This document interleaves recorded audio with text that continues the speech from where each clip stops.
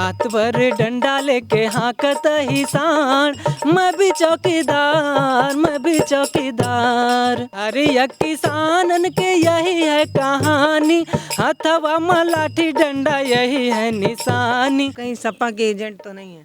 खेत चर गया सांड है बाबा जी हमारा, शेष रह गई फसल में भैया कैसे करेंगे गुजारा। हमारे यहाँ प्रधान भी स्कॉर्पियो से चलता है। नौकरी जब ना लागी ए भैया भरी जवानी में, कोचिंगिया छोड़ के कूदब अब की प्रधानी में।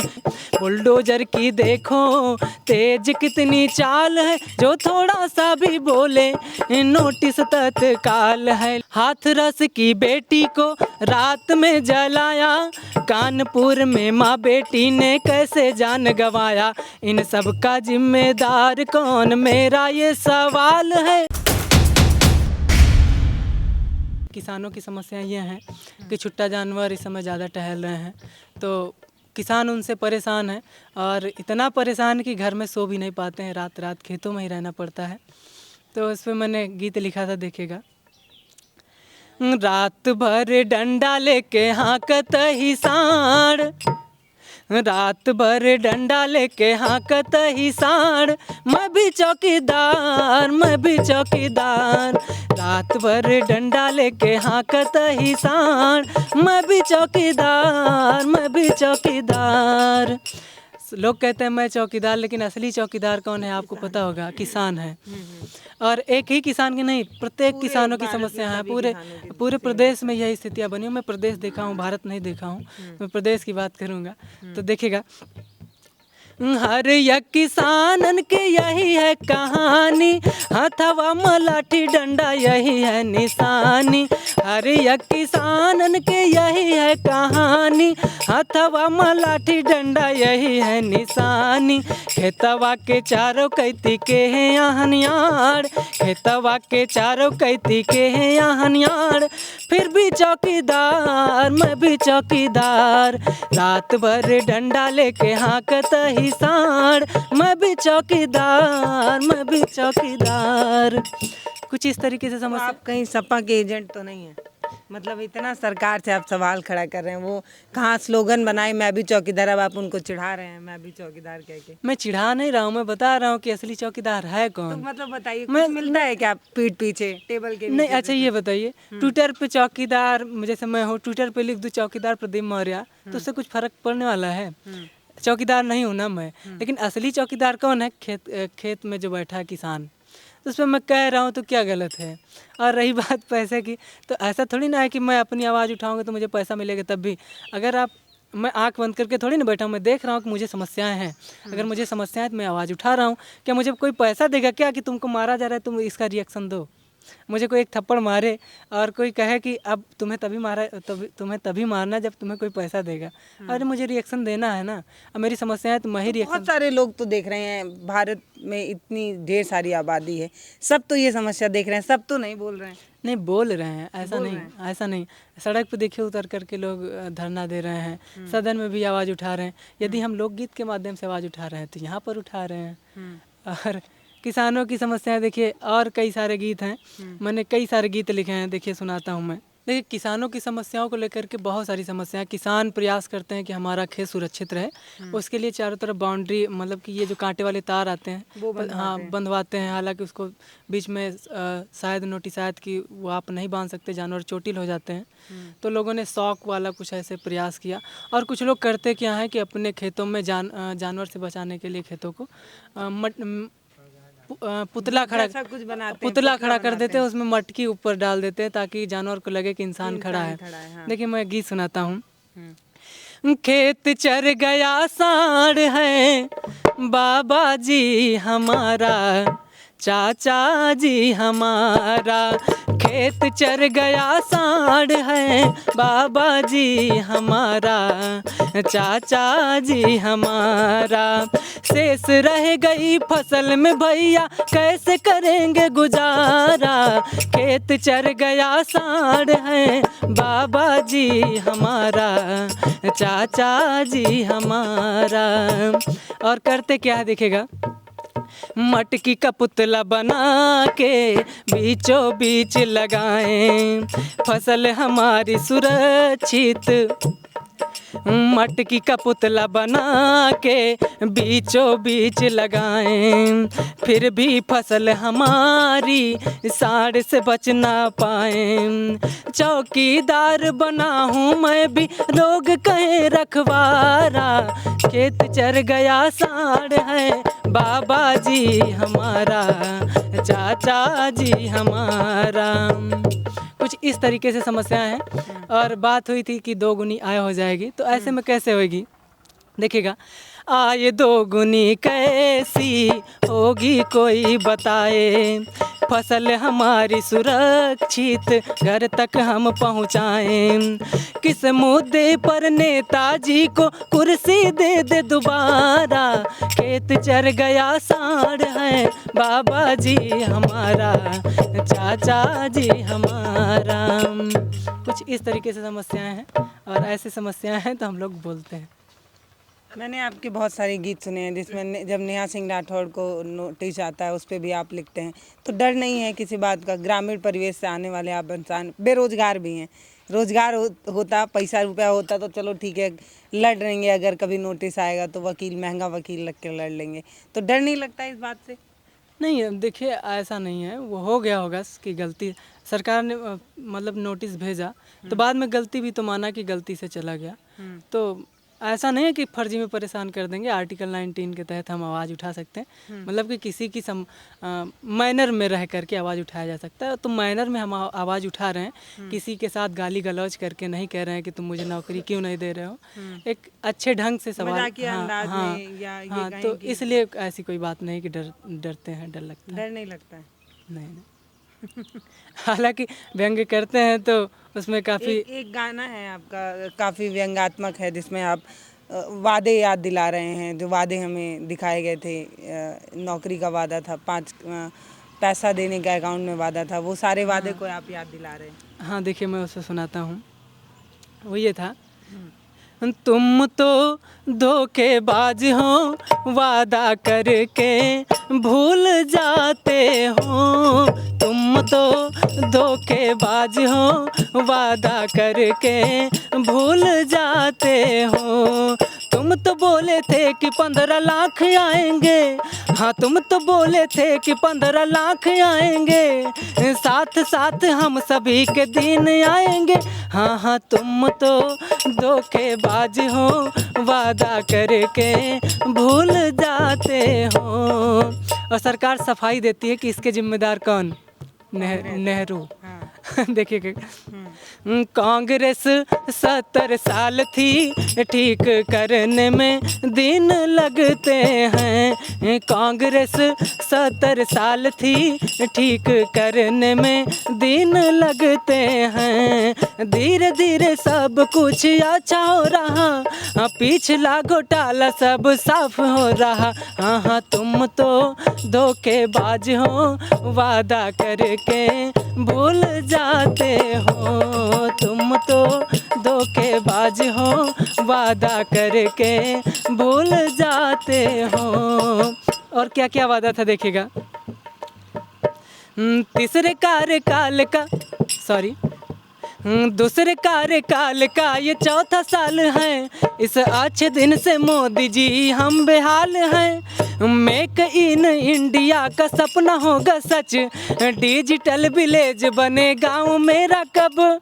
तुम तो बेहिसाब हो काले धन को भूल जाते हो, तुम तो बेहिसाब हो काले धन को भूल जाते हो। तुम तो बोले थे कि 15 लाख आएंगे, हाँ तुम तो बोले थे कि 15 लाख आएंगे, साथ साथ हम सभी के दिन आएंगे। हाँ हाँ, तुम तो धोखेबाज हो वादा करके भूल जाते हो। जब एक यूथ इंतज़ार करता है, कई साल मेहनत करता है, डिग्रियां लेता है, पढ़ाई करता है, लेकिन उसके बाद भी जब उसको नौकरी नहीं मिलती है, तो उसके पास क्या ऑप्शन बच जाता है, वो क्या तरीके अपनाता है? अगर हम यूपी और बिहार वालों को बोलें तो हम लोग सीधे चुनाव में ही उतरने की बात करते हैं। तो आपका तो नहीं प्लान है कुछ ऐसा, या इस पे कुछ लिखा हुआ है? हाँ, इस पे मैंने लिखा था। दरअसल इस वजह से भी यहाँ जाने की सोचते हैं, क्योंकि उनको लगता है कि यहाँ पर ज़्यादा पैसा है। देख रहे होंगे कि नहीं, भारत में आप देखती होंगी कि चुनाव जीतने के बाद जो आदमी होता है वो ज़्यादा अमीर हो जाता है भारत में। और एक पत्रिका में लेख छपा था कि विदेशों में जो राजनीति में आने के बाद लोग गरीब हो जाते हैं, लेकिन भारत में यहाँ राजनीति पे जीतने के बाद सबसे पहले बुलेरो, स्कॉर्पियो सब द्वार पे खड़ी होती है। हाँ, 5 साल के हमारे यहाँ प्रधान भी स्कॉर्पियो से चलता है। अच्छा। छोटा से छोटा नेता फॉर्च्यूनर से चलेगा। तो कहीं ना कहीं भारत में ये होता है कि लोग राजनीति में आने के बाद अमीर हो जाते हैं, अभी देशों में गरीब हो जाते हैं। तो इसी वजह से बच्चे ज़्यादा प्रेरित होते हैं कि हम पैसा नौकरी से नहीं मिला तो दूसरे हाँ तरीके से हाँ, कमाएंगे। तो कहीं ना कहीं हम भी राजनीति में जाएं। तो उसमें मैंने लिखा था, देखिएगा, नौकरी जब ना लागी ए भैया, नौकरी जब ना लागी ए भैया, भरी जवानी में कोचिंगिया छोड़ के कूदब अब की परधानी में, कोचिंगिया छोड़ के कूदब अब की परधानी में। और क्या क्या विचार आते देखिएगा। सर्व समाज के सेवा में राहब, क्षेत्र में समय बिताइब हो, केहू यदि बीमार हो जाई अस्पताल पहुँचाइब हो, सुई दवाई मुफ्त कराइब, सुई दवाई मुफ्त कराइब, योजना आयुष्मानी में कोचिंगिया छोड़ के कूदब अब की परधानी में, कोचिंगिया छोड़ के कूदब अब की परधानी में। और प्राइमरी स्कूल की क्या स्थिति उसको भी बदलने का प्रयास करेगा। देखिएगा एक युवा क्या क्या सोचता है जब चुनाव लड़ने के बारे में सोचता है तो उसके दिमाग में और क्या क्या सवाल क्या चीज़ आते देखिएगा। प्राइमरी स्कूल के अपने कॉन्वेंट तब्दील करब, मास्टर साहेब जब न चढ़ई हैं, मास्टर साहेब जब न पढ़ई हैं, बातचीत से डील करब, प्राइमरी स्कूल के अपने कॉन्वेंट तब्दील करब, मास्टर साहेब जब न पढ़ई हैं, बातचीत से डील करब, दरिया पंजीरी सबके देवाइब, दरिया पंजीरी दब के देवाइब, आंगनबाड़ी में कोचिंगिया छोड़ के कूदब अब की परधानी में, कोचिंगिया छोड़ के कूदब अब की परधानी में। कुछ इस तरीके से विचार करता है युवा। और अभी मैंने बात की सरकारी स्कूल की, तो मैंने कहा नहीं कि टीचर भी बनना है। नहीं, सरकारी स्कूल की क्या स्थिति है मैं उस पर भी सुना देता हूँ 4 लाइन। मैंने भी बात की कि सरकारी स्कूल को कॉन्वेंट में बदलने की बात कर रहा है युवा। तो ऐसा क्यों कर रहा है? क्योंकि सरकारी स्कूलों की स्थितियाँ सही नहीं है। देखिए मैं 4 लाइन में सुनाता हूँ मैं। सुनो देश के प्यारे बासी, हमारी बात का ध्यान लगाए, आकर देखो हमारी यूपी बाबा रहे सरकार चलाए, हियाँ बने सरकारी स्कूल बिल्डिंग देखा खूब लहराए, 200 लड़का पर 2 ठो मास्टर अंदर जई हैं तुम्हें दिखाए, 200 लड़का पर 2 ठो मास्टर। ऐसा होता है हाँ, हमारे यहाँ भी है। मैंने वही देख बहुत कवरेज किया है। हाँ, तो उसमें क्या क्या स्थितियाँ हैं देखिएगा। मैं ये कल्पना का स्कूल है या रियल में? ये रियल में है, ये रियल की स्थितियाँ हैं। देखिएगा आगे मैंने क्या लिखा था। कक्षा माँ बढ़ के जो देखियो लड़का रहे हैं खूब चिल्लाए, लड़का बिना किताब के पढ़ रहे बाबा गे हैं यह बिसराए, यहाँ पढ़े मजदूर के लड़का यह से नजर नहीं जाए, जो तनिक आवाज उठा मैं उनका दिन ही जाए दबाए, जो तनिक आवाज उठा मैं। काफ़ी दिनों तक ऐसा हो जाता है कि सत्र चलता रहता है और बच्चों को किताबें नहीं मिल पाती हैं। ऐसा सरकारी स्कूल में होता है। 6-6 महीने बीत गया, मैंने देखा था तभी मैंने लिखा था, पहले गीत लिखा था और इसको काफ़ी सारे लोगों ने अपने पेज में डाला, मतलब कि विपक्ष वाले जो नेता लोग हैं। इसी वजह से आप लोगों का सवाल होता है कि आप लोगों को वहाँ से इसलिए सवाल नहीं होता। अभी आपने बुलडोजर पे भी एक गाना गाया था कि ये देखो बुलडोजर की रफ्तार ऐसे करके कुछ। तो जब ऐसे गाने हम सुनते हैं तब हमें लगता है कि आप तो पूरा चश्मा लगा के सरकार को ही देख रहे हैं। हाँ तो इस वो है क्या, वो बुलडोजर वाला? हाँ तो मैंने लिखा था, हम्म देखिए मैं देख के सुनाता हूँ। हम्म। तो जब आप ऐसे सरकार को मैं भी चौकीदार वाले स्लोगन पे लिखेंगे, फिर बुलडोजर पे सवाल करेंगे, तो लगेगा ना कि मतलब एक तरफा आप बात कर रहे हैं। बुलडोजर पे मैंने गीत नहीं, देखिए अगर सवाल सत्ता से नहीं किया जाएगा तो क्या किससे किया विपक्ष से किया जाएगा? तो यही समझाइए लोगों को। जब हम अगर मैं विपक्ष से सवाल करूंगा मैं समझ रही हूँ, यही समझाइए लोगों को, भुक्तभोगी हूँ मैं भी इस चीज़ की। जब हम सरकार से सवाल करते हैं तो लोगों को लगता है देखिए कि मतलब एक हमें एग्जाम्पल देके मैं बताता हूँ। हाँ। यदि अगर मुझे ये कपड़ा खरीदना होता है तो मैं अपने पापा से कहता हूँ, पापा से नहीं कहूँगा तो किससे कहूँगा? पड़ोसियों से कहूँगा। तो उसी तरीके से अगर मुझे रोजगार चाहिए, शिक्षा चाहिए, चिकित्सा चाहिए, या जो भी ज़रूरतमंद की चीज़ें हैं, अगर मैं अपने मुख्यमंत्री जी से, प्रधानमंत्री जी से नहीं कहूँगा तो क्या विपक्ष में बैठे लोगों से कहूँगा? मुख्यमंत्री जी से कहूँगा ना, प्रधानमंत्री जी से कहूँगा, अपने सांसद जी से कहूँगा। तो उस तरीके से मैं कहता हूँ। यदि लोग उसको गलत वे में समझते हैं तो समझना चाहिए हमारी भी विचार। तो लोग कहेंगे लोगों का काम है क्या? हम लोग का काम है कहना, लोगों का काम है। अच्छा प्रदीप जी, मुझे ये बताइए, जैसे आप बेरोजगार हैं तो आप नौकरी मांग रहे हैं सरकार से, ठीक है, समझ में आता है। आपके पिता किसान हैं, आप किसान की समस्या बताते हैं, समझ में आता है। लेकिन आप जो है वो चौतरफा सरकार को ना घेर रहे हैं। जैसे बॉल है ना, वैसे आप चौतरफा घेर रहे हैं, वैसा लग रहा है। बुलडोजर पे मैंने आपके कई गाने सुने हैं, वो क्या कारण है बुलडोजर पे गीत लिखने का, ये बताइए पहले। जैसे नोटिस दे दी जाती है तो उस समय मैंने नेहा सिंह राठौड़ को जो नोटिस दी गई थी उस पे आप लिखे थे। तो उस पर मैंने उस पर लिखा था। तो ऐसे था कि लोगों पर तानाशाही, जनता बेहाल है, जो थोड़ा सा भी बोले नोटिस तत्काल है। लोगों पर तानाशाही, जनता बेहाल है, जो थोड़ा सा भी बोले नोटिस तत्काल है। और क्या क्या है देखेगा, कोर्ट केस और संविधान को ये तो भूल गए हैं, सही गलत की तराजू को खुद ही पकड़ लिए हैं। बुलडोजर की देखो तेज कितनी चाल है, जो थोड़ा सा भी बोले नोटिस तत्काल है। लोगों पर तानाशाही, जनता बेहाल है। और क्या क्या समस्याएं हैं, बहुत सारी घटनाएं होती हैं। हाथरस की बेटी को रात में जलाया, कानपुर में माँ बेटी ने कैसे जान गंवाया। इन सब का जिम्मेदार कौन, मेरा ये सवाल है।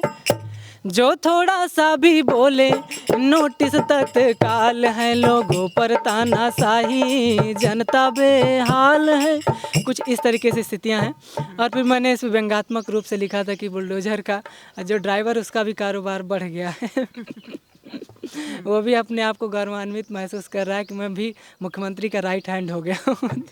तो उस पर मैंने लिखा था कि कल्पना थी, देखेगा, आए हम बुलडोजर को साथ लेके, आए हम बुलडोजर को साथ लेके, जाएंगे तुम्हारा घर नाश करके। आए हम बुलडोजर को साथ लेके, जाएंगे तुम्हारा घर नाश करके। और क्या क्या सोच रहा दिखेगा, योगी बाबा ने हमको दे दिया है इशारा, माँ बेटी आए चाहे दीक्षित परिवार सारा। कानपुर की घटना मैंने लिखा था। योगी बाबा ने हमको दे दिया है इशारा, माँ बेटी आए चाहे दीक्षित परिवार सारा। अतिक्रमण हटा देंगे, झोपड़ी जला देंगे, जाएंगे तुमको बर्बाद करके। आए हम बुलडोजर को साथ लेके, जाएंगे तुम्हारा घर नाश करके।